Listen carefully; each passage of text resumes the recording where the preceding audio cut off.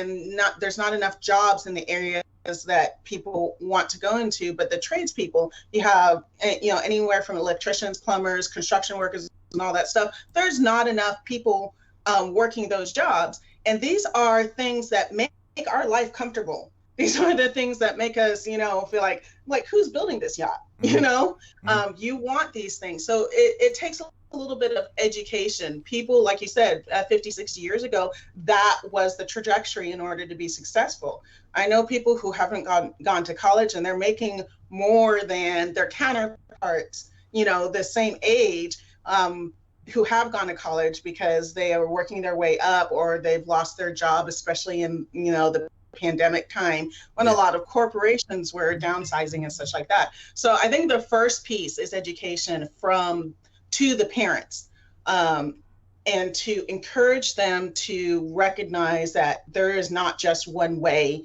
to be successful. And the second part of it, and I actually work with a lot of people who are talking to these kids who are embarking in that area, and to see, okay, what do you want?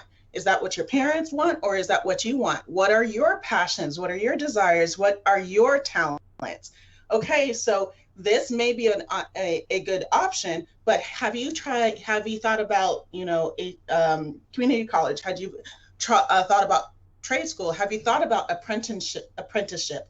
I love apprenticeship. I think that's the way things should be done, because you learn, you have hands-on learning, you have experience, and you can decide, okay, yeah, no, this is something that I really like, or yeah, no, I don't like this. Yeah, let's try something different.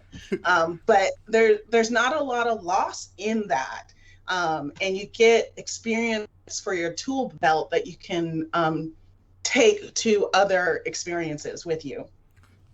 So yeah. I like that, and I think with you coming to the point of experiences, right? Another way that I see identity factors in conflict, and what I mean is in conflict is you got the people that are on this side of the fence, like we talked about normative social influence. They got their views, their perspective, and then you got informative social influence. And by default of who they identify as, right? They're going to move a different way, be accustomed to certain things and experiences, right? So now what happens is another conflict is the whole humble versus proud. Like for me, I see that as a weaponization of the words, of the feelings in the communities, because the word humble actually means not proud, which with the whole humble campaign, you would think that proud was something evil, right? Everybody wants to be humble, not proud. So what proud really is you're noble, excellent, and splendid. So now by default, right, people identifying with being humble, which is not proud, humble people don't like proud people, right? And this sums up many different wars, like woke versus woke, American versus United States citizens, all kinds of things. So elaborate more, build upon that. It was very interesting, and I wrote it down because I really, really like your definition of humble. I talk to people, and I tell people, what if the definition of humble is not thinking less of yourself, but thinking of yourself of who you really are? So if I am one of the best coaches, my humility would be saying, I am a really good business coach and I have what you need, because I am saying I am stepping into your need, and that is being humble. And I like the way you said about proud, and I'm thinking about how to reassess how I say this, because I love the way that you said what proud is. And to me, humility is owning who you are and knowing that you can help people and stepping into people, and that being proud is saying, a lot of people say being proud is arrogant, but being proud is also thinking too little of yourself and boasting about it. Like, I can't do that. Like, I'm awful about that. I can't do that. Can't do that. I'm like, shut up. Like, you know you can. You know you can. You know you're good at it. Don't make me ask you. I feel like humility is like I'm offering my services because I know I can do it well. I know I can do it better than some. There's some other people who may be able to do it better than I can, but I'm here. I'm right here. I'm easy to access. Let me help you. So I hear what you say, and I I think we're reaching the entire world in that split, right? And what I'm a fan of is the equation. Everybody that knows anything about me know I'm equations, not variables, right? So now what you were jostling there was, hey, because and we'll say it can be perceived as, and this is what happens when you get into emotional attachments and not just the fact of what is, right? Okay, Yes. so now we talking interpretations when you go, oh, proud is when you're bragging about it or boasting about it, right? Which means something to you.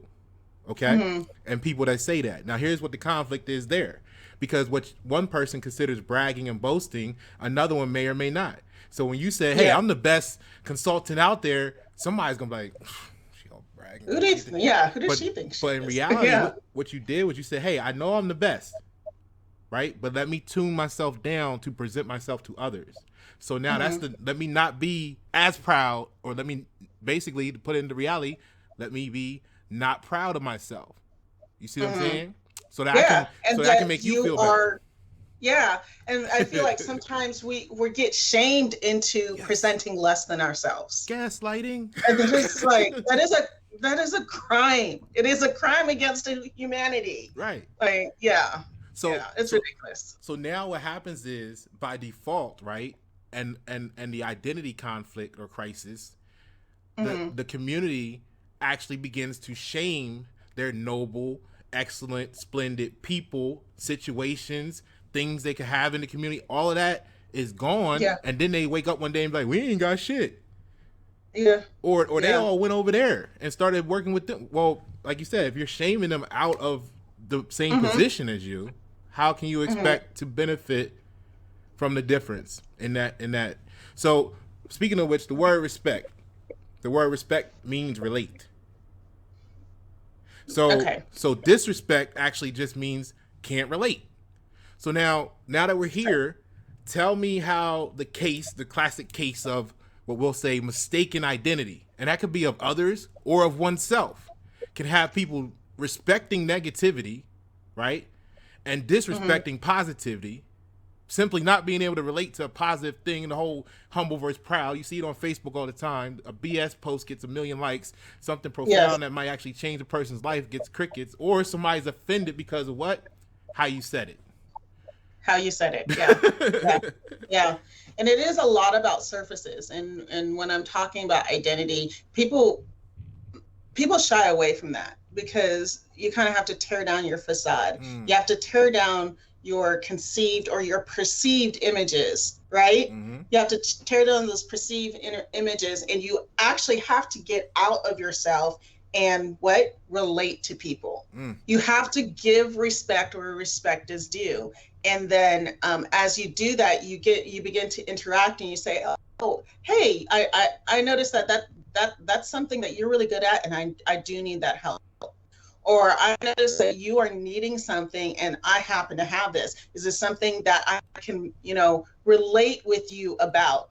And it's giving that honor, giving that respect. And I don't know what the answer is, honestly, to tearing down that wall, that facade of, I'm going to listen to this because 12 people said this, or 1,200 people said this, and not even think about relating and understanding that was BS, and just digging in. There's a lot of groupthink, and with knowing your personality and your identity, you start shying away from groupthink, because you understand that there are people who think like you, which is fine, and people who don't think like you, which is fine. Yeah. And people think that if people who don't think like you, that's awful, and like the world would be so boring if everybody thought like you. Like, so boring. Yeah. Why would you want that? And that's the fault. That's the fault of the gatekeepers. They want to make sure that only this information gets through, which basically creates a printing press of what you're going to get out the other end with everybody else. And what we're talking about is identity. Helps you understanding who you are, makes you more powerful, right?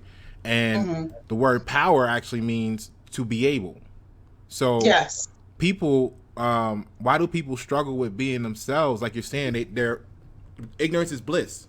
So as long as they remain ignorant, they feel good. It's like a drug, you know what I mean? And then you come along or I come along, or somebody comes along, the people watching, we come along and hit them with the Yeah. truth and take their bliss away. You see what I'm saying? Mm-hmm. And then they're like, oh man, I don't like this feeling, right? And Mm-hmm. you did it, so I don't like You you. did it. Yeah. You know what I'm saying? You're evil. Yeah. And sometimes I'm like, yeah, I did it. Don't you want to be free? Right. Don't you want to? Well, don't you want to blossom and grow? Like, do you want to stay in your box for the rest of your life, Right. or don't you want to grow? It's like you came here for breakthrough, and you're telling me you appreciate captivity. Yeah. And so I think that's a weakness, fully own a weakness of mine, is that I know that there are people who have weaknesses. And I talk about this, that a lot of people look at their weaknesses and they do one of two things. Mm-hmm. They hide it because they don't want anybody to know about it. Right. Or they wallow in it. They build a huge, big pig pen and fill it with mud and water and swim around in their weakness. Right. And don't want to leave. And then, so guess what that means by default? That means that they're going to attract other people that want to do the same thing, and then outcast, and then outcast the others, right? Mm-hmm. So you wind up with a concentration of the illness, so to speak, or the disease. Yeah. Right. Yeah. Exactly. Yeah. So then, just like with this whole like herd immunity thing, it could be a mental thing too. So what would be your process if someone wanted to contact you, give them your contact information and say, what I'll do step by step, not necessarily tell them all the detail, but give them your itinerary on your process on how maybe you would walk them through finding themselves. Mm-hmm. Yeah. First of all, when people come talk to me and say, the first step is always kind of the kicker, like it's a doozy, I say, what do you want? Where do you want to go? And then a lot of times they'll spend 5 or 10 minutes of them thinking, because a lot of people have been told where they're supposed to go and they don't really know what they want, or they haven't even thought about it. It's the herd mentality, sometimes the mob mentality. So the huge first step is acknowledging, okay, maybe I don't know what I want. So let's start exploring. Or, okay, I've actually always wanted to do this, but I'm not doing this because I've been told I have to do this.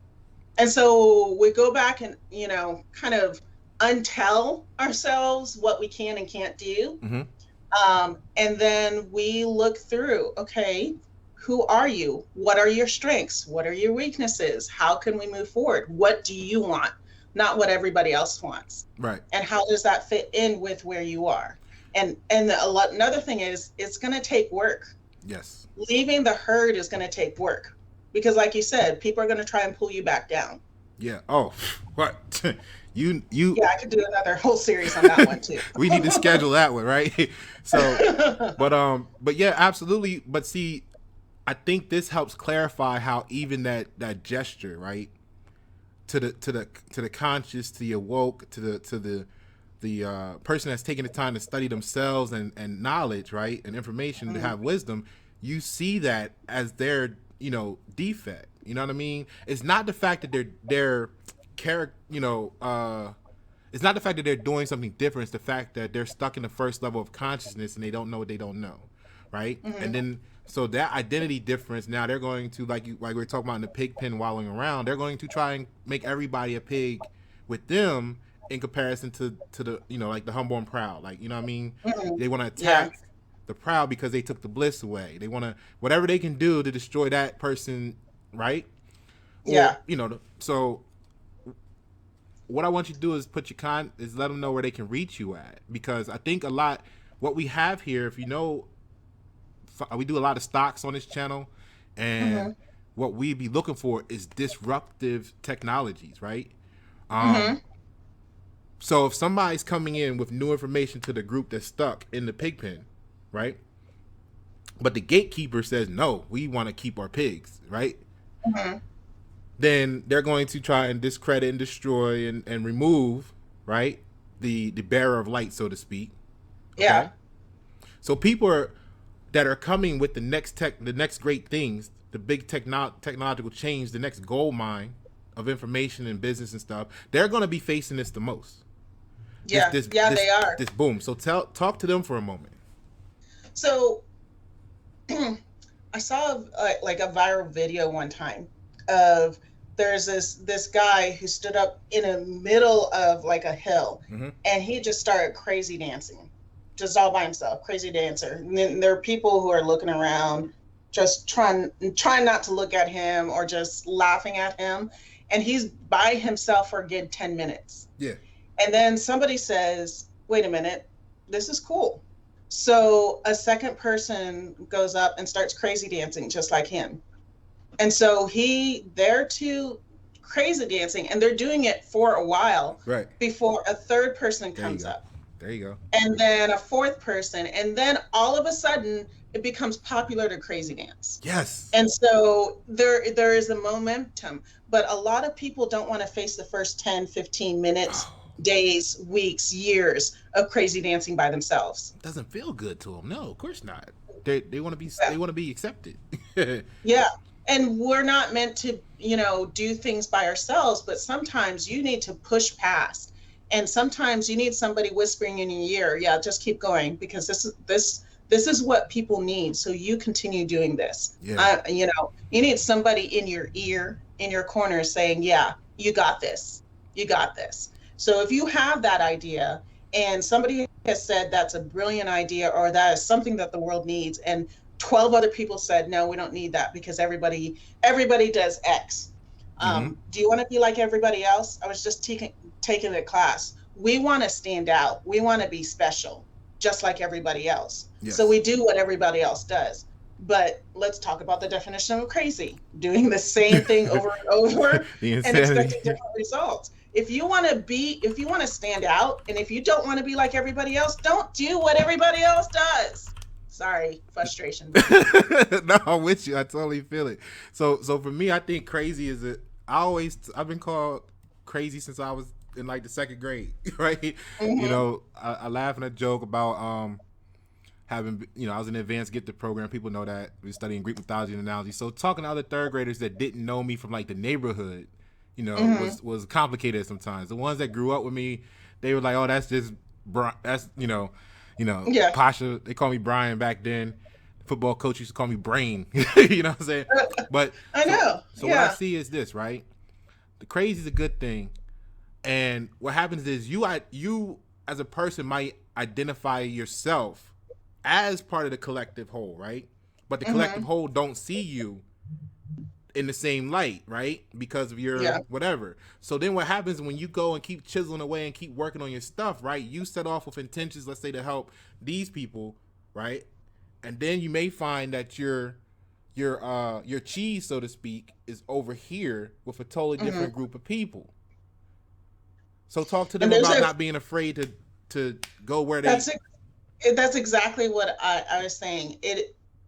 I think more people live with regrets about not doing something than they do about doing something. Yeah.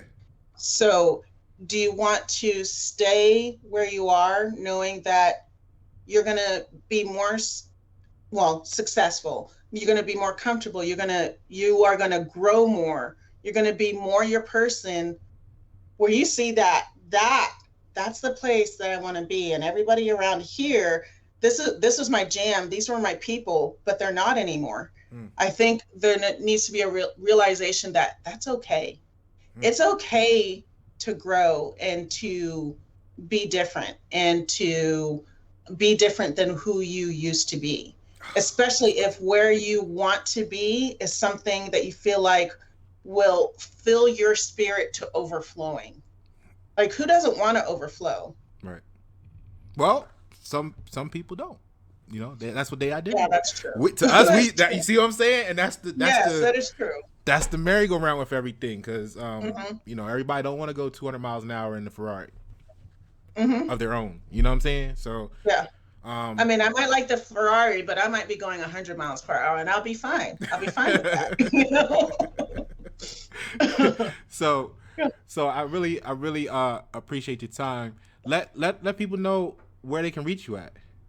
Okay. Yeah. I don't know if you can put my email information in. I don't know where to. I'm not on that, so you can put that email information in there. You can find me on LinkedIn. I have a Facebook, but for my personal sanity, I have drawn back from Facebook and some of the craziness there. Yeah, yeah.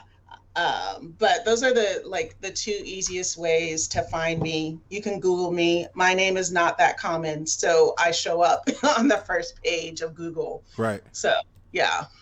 So what else would you want to let people know relative to identity at this time? Identity. Oh my gosh. What I want people to know about identity is that you're not broken. People will tell you, especially when you have been told that what's wrong with you? Why are you doing that? That's so messed up. You're not broken. There are some things in you that maybe haven't been trained, but you're not broken. I need you to realize that you are special, you are unique, and you are needed. You're not broken. That's what I want people to know. Absolutely. So I have your email up on the screen. You're gonna get some people that's gonna hit you up and say, "We saw you on YNet7. We're so glad. We want to work with you. Hopefully." And you're gonna get some people up there saying, "Yo, don't mess with Pasha.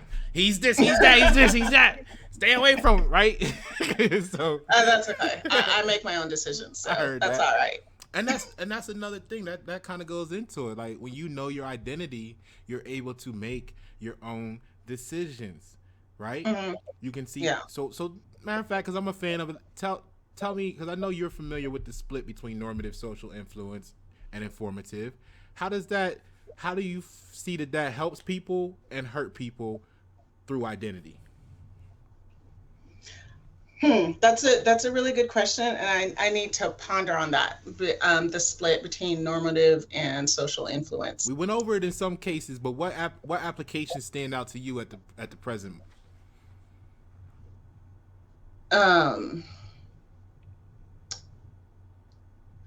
You know, when your mind thinks about 12 different things at once and you're trying to lasso them, this is where I am. So give me a second. Yeah, exactly.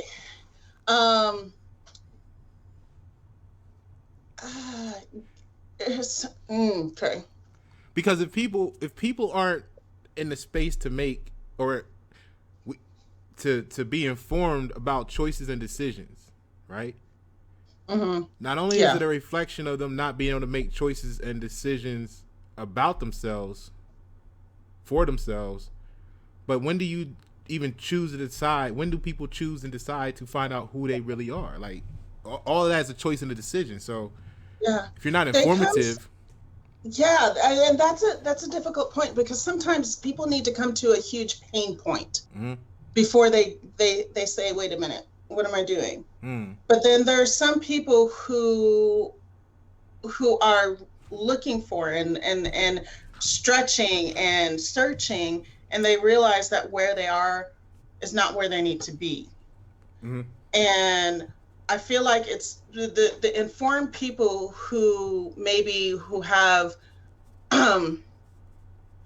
achieved some arena or area of freedom, or some area of at easeness within themselves, that can actually peace, that can talk to people, when people who are not at ease or not at peace, and you can, I guess part of this is I'm a huge fan of being interconnected and collaborative and all that stuff. So I feel like there's a responsibility on some of us to help other people who feel out of control or don't even know that they're out of control, to help them with some of these informed decisions that they might need to make. It's just, there are sometimes I see the mindlessness, and I can lose hope, or I can keep doing what I'm doing. Yeah, you don't want to help too early, because you'll get blocked and banned and censored. Yes. So docs, everything. Yes. But I'm a huge fan of planting the little seeds. That's a great point. Plant it, because a lot of people like us, I'll speak to that notion. In the early stages of our own self finding this part of our identity, we want to share it with everybody. We want to make the impact, to have the change. Why? Because we Yeah. recognize the freedom we're trying to offer. So I don't Yeah. want those. I want those people to know is not to be discouraged, because Mm-hmm. you're not always meant to eat the fruit from this, or be able to even see the fruit of the seed you Yeah. plant. You know what I mean? Yeah. So Yeah, yeah, it is. And there's sometimes there's a lot of damage of people being so excited about what they found out was the truth and trying to push that on other people that they mhm, just drive people further away. It takes relationship. It takes being interconnected. mhm, It takes building that up and, planting the seeds, opening the door little by little. For some people, it does take a 2x4, and that's the only that's the only way you can get it. But so for some people, it just takes a repeated kindness, mhm. even in the face of, you know, hatred and all that stuff, for them to think, oh, you know what? I have insulted this person time and time and time and time again, and they have not only not got mad at me, they have not cut off a relationship. Who does that? Right. And that starts a thinking process that they may not want to go down, but you have essentially made it so they can't run away from that. Yeah, and that's the downside to the censorship and the gatekeepers, because Mm-hmm. they may get to the point where they're like, because of their impasses, they disconnect that person or that opportunity, let's just say, from Yeah. the entire group, right? Which stagnates the Yes. growth in the communities and in the large businesses and the whatever, all the trickle down Mm-hmm. effect of that, right? So what like you said with the 2x4, I really really like, it's certain prerequisites you need to be able to even accept that. Like we talked about, if you're still in the state, or that person is still in the state, and what I'm getting at is from the perspective of, you're trying to help the people. So if you're Mm-hmm. trying to help someone that's still in a state of the first level of consciousness, where they're not ready to accept the Right. information yet, it's nothing you can do. So it could take that 2x4, yeah. But what that Mm-hmm. is a reflection of is, everybody's really addicted to pain. Oh and my and, and goodness. what's going Yes. on is, even the stuff you like, it's just that it's just, what you're liking is the release of pain for the moment Mm-hmm. while you're experiencing that joy. So Yeah. so here's where I'm going with this, right? So the thing in business, right? I done a few videos where I mentioned it, and you have systems, or let's say organizations, that celebrate the people that stand up in the middle of crisis. You know what I mean? Mm-hmm. Yeah. Something breaks, something goes wrong, whatever the case is, creates a momentary panic. Somebody steps up, or some group steps up and handles it, and they go celebrate. They'll give them the little plaque on the wall, and Mm-hmm. whatever, lunch and all this stuff, and woohoo, parade and shit, right? But the Mm-hmm. people that came to them 2 years prior to, and said, "Hey, look, we need to change this, that, and the other, and do this, that, and that way before this shit happens," they were like, "Oh, Yeah. shut the fuck up," right? Yeah. They don't, My husband is one of those. He calls himself a canary in a coal mine, because he'll yeah. be singing. It's like there's stuff happening, and some of his managers and superiors are like, no, it's fine, we'll be fine, Mm-hmm. it's fine. Mm-hmm. And then, like, a couple months down the road, they're like, oh, how did we not know this? And he's like, oh, yeah, Right. I told you, I told you. so speak from that.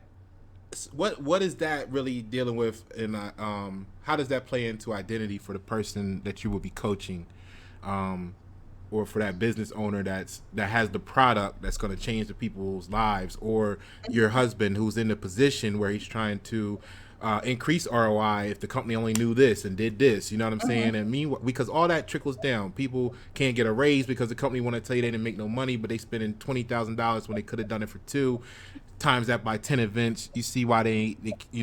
they, not to say they would have Yeah. gave you the raise, but you get where I'm going with it, right? Yeah, and there are so many situations, and it depends on basically who you're dealing with, the Mm-hmm. people. Like, in my husband's case, the management. He has some supervisors who saw who he is and who he could be, and they actually created a new position for him.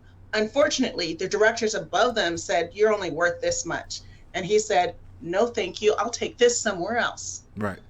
And so part of that was him knowing, and this actually took time for him, his identity, his value, his worth, that he is freaking brilliant, Right. and he thinking that the company will realize that after a while, and his supervisors did, the director didn't.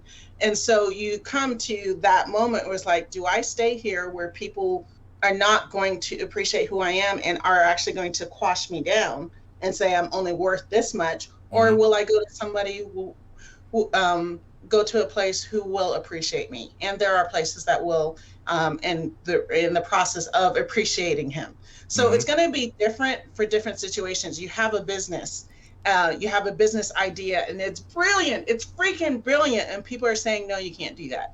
No, you can't do that. No, you can't do that." Mm-hmm. So you keep knocking on doors because you know this is great until you find that investor that says, "I will fund that. If you can find another person, I will like put up half the backing. Let's find somebody else. I will work with you to find somebody else." A lot of it is about perseverance. Yeah. Are you really to persevere, willing to persevere to be who you are designed to be? And Are you true in you your you need identity? that encouragement. You absolutely need that encouragement, especially if people have been telling you no for so long. You need somebody who's going to say, "Oh yeah, yeah, that'll work. Let's do it." Jay And then Z. there's a sense of disbelief. You're like, "Really?" Yeah. Jay Z. Hmm. Bezos. IBM. Yeah, Apple.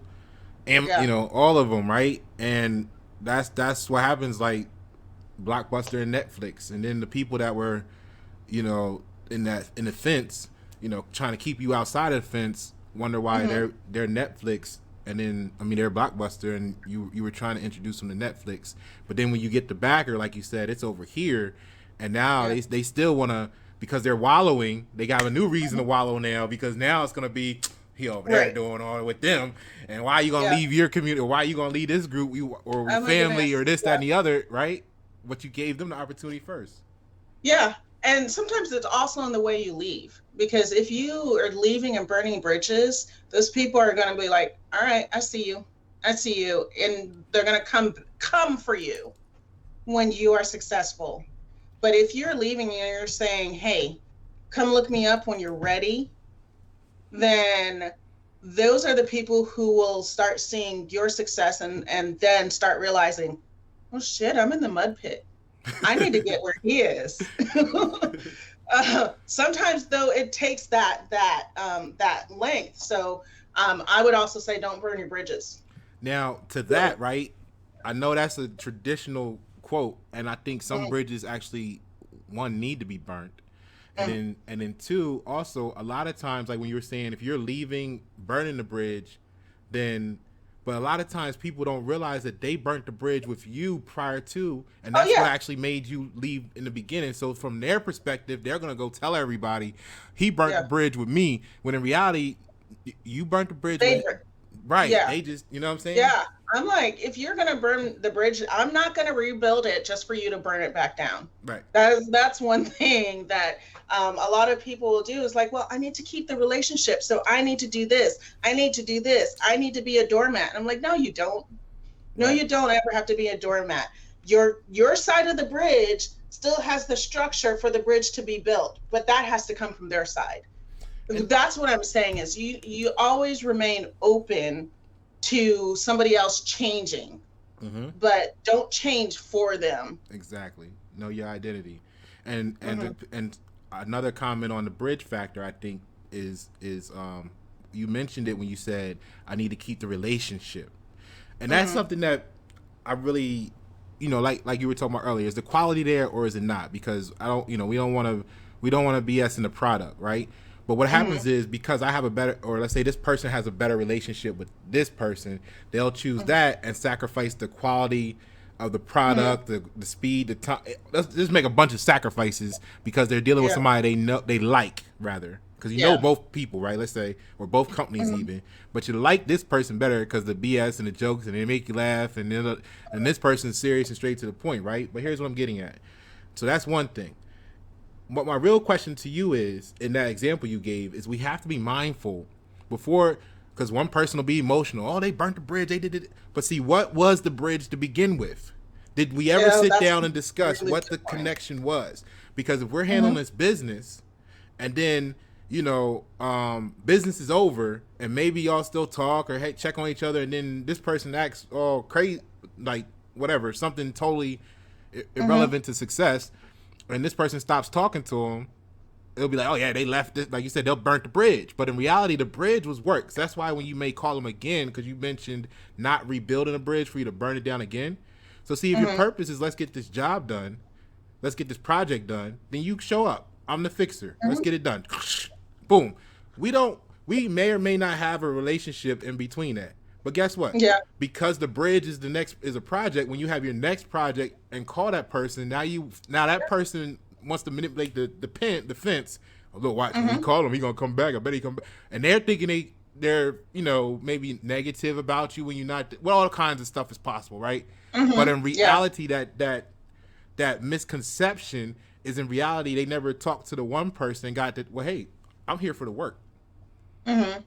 Like, so the bridge to them is the work, is the project, it's the success of putting the community in a better position. And they may sacrifice that moment dealing with people they don't like to get something done.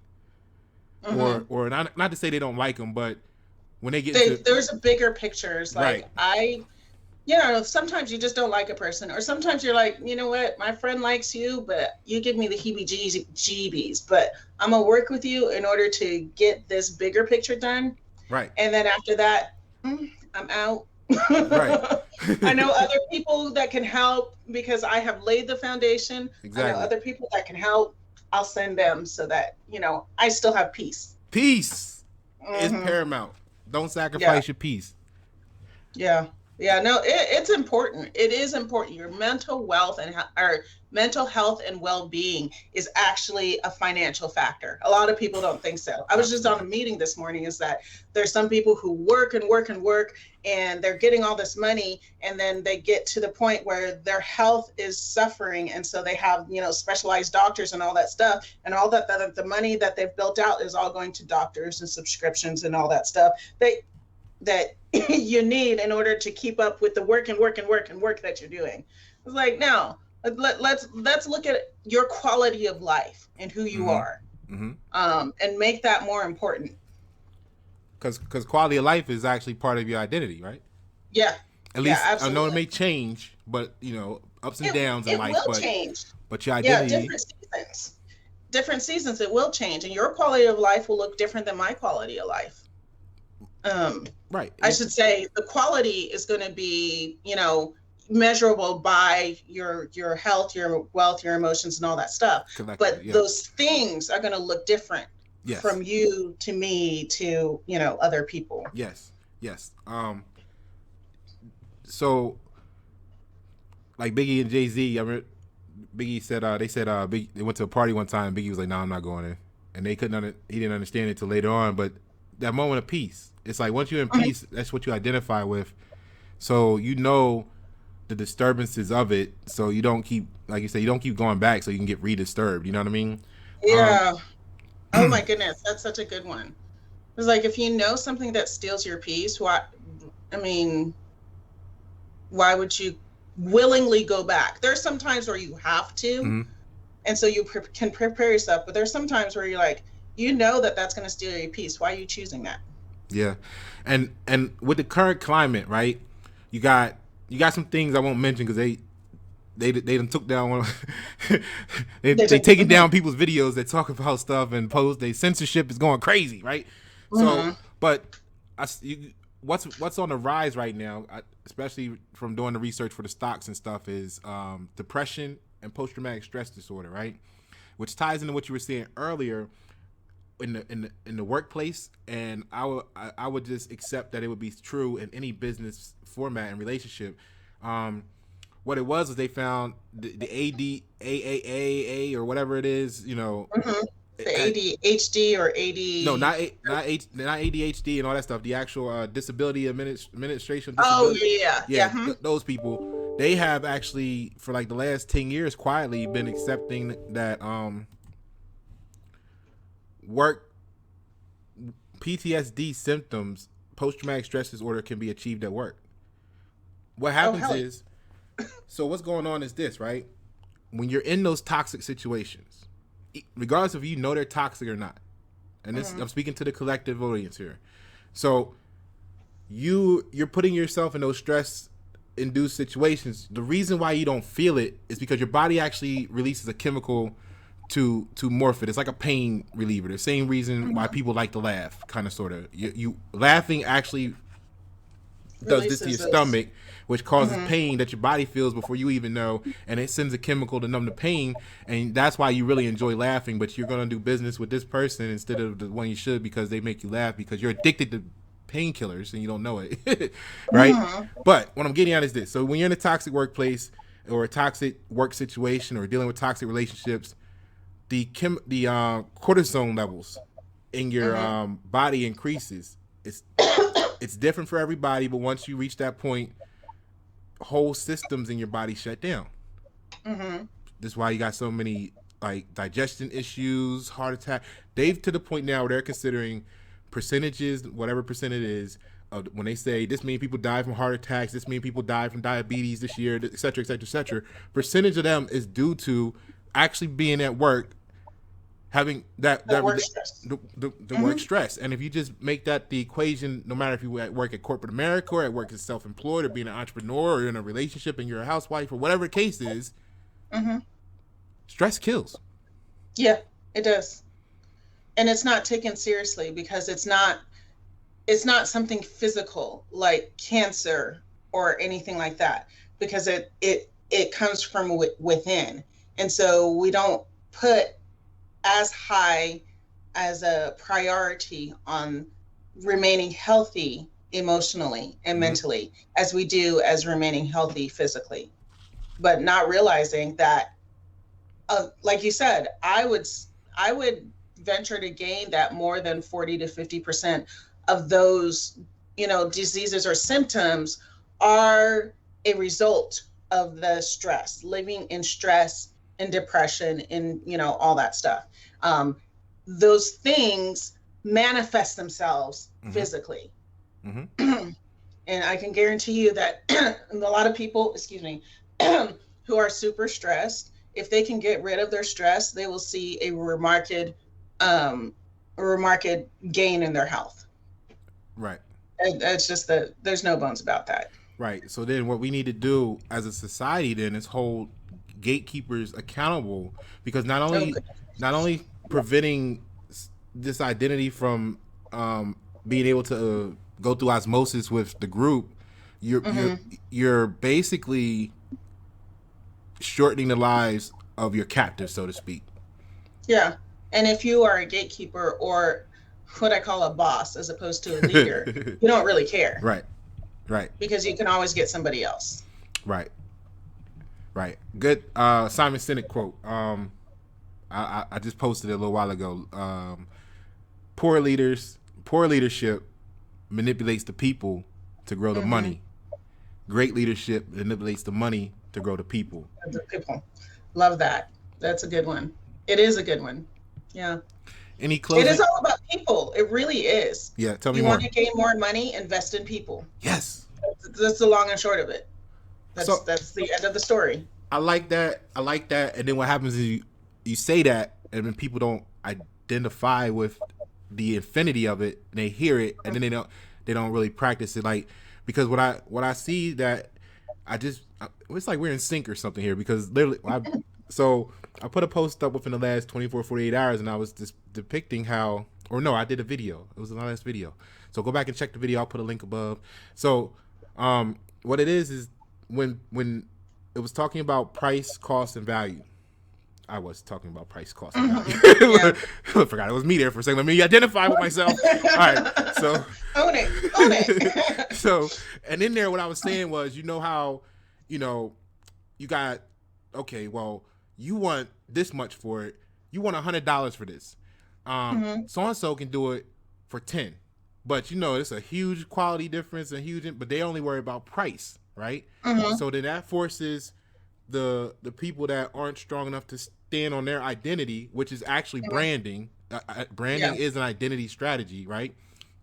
So they're not strong enough to stand on their identity, so they succumb to the gaslighting. You should be like them. You should be ashamed. You charge them all that stuff, right? Okay, cool. We together. Yeah. So that drives down the whole community, right? Let's say a group of them or a large percentage of them to go down and charge them $5 to try and match this, right? So then there's no profit to be made. So then that reduces the circulation of money available or the available currency to circulate in the community because now ain't nobody making no money, and it destroys I said it leaves the community with inferior products, tools, everything is inferior. And at the end of the day, the person who's doing it for $5 cannot sustain themselves and they go out of business. And then they're left with nothing, right? Which goes back to the noble, excellent, splendid being removed or expounded from the community, left with the humble. Yeah. Yeah, that's exactly it. We need to focus less on price and more on worth and value. So, and what makes that doable, would you say? What makes that easy to do? Identity. Everything comes down to that. If you understand, like some of the people that I coach, they're focused on price. And I'm like, but you're worth more than that. You are worth more than that. You're absolutely worth more than that. And then as they go out and they do things and they're like a little bit hesitant and they realize that people are actually buying. People are buying because they see value, because they have presented value. And then they realize it was actually a really funny conversation. She realized, oh my goodness, the thing that I was so afraid of, that was the bottom of the level. I can actually do this much and people are still buying. It was the identity of knowing that she had worth and she had value. Which was working on her own identity in that example, and also working on identifying or acknowledging the current identity of who she's dealing with. Right. Exactly. And then that's where we get back to earlier where we said you might have wanted to do work with this group, but then you're over here doing work with that group because they're the ones that reciprocates the value. And I tell you what, when you're working with people who understand, have even a small understanding of your worth and your identity, the peace, the amazement, first and foremost, that people are actually appreciating who you are and you don't have to hide it and you don't have to be another person. You don't have to be that facade. Is lifting off layers and layers of burden. And then you're walking into your true identity and then they appreciate it. That's like an endorphin in and of itself. It's a painkiller by itself, right? Yeah, and it's like it's a painkiller that you didn't need to go through pain to do. Like, what? Oh, this is cool. This is cool. Facts. Yeah. I think we have a great. So when you're talking about identity, I think we need to identify with the destination. And that goes back to what you were saying earlier, because when you identify, we discovered, or we've relayed how when you identify with things that don't matter, like price and this, when it leads to dead end roads, and then when you get there, you're wondering why everything's dead. However, if you sat down and took the time to seek what the destination was, like you said, where are you trying to get to in the beginning, then you can plot your course based on what's value added to the destination you identify with. Right. And this can happen at any stage. People think sometimes they're down the road and you're like, it's too late. Sometimes the fastest way to get to where you want to be is a U-turn instead of keeping going down the wrong way. Bam. Yes, absolutely. Wow, that's amazing. Because if you're going the wrong direction, you got to turn off course. It's like the whole classic joke about the old school jokes about the husband wanting to keep driving and the wife telling them they lost, get the map, stop, dash for directions. So the quote that I like to drop now in perspective to all this is, the more, I just put it on my Facebook page, like this is so perfect timing.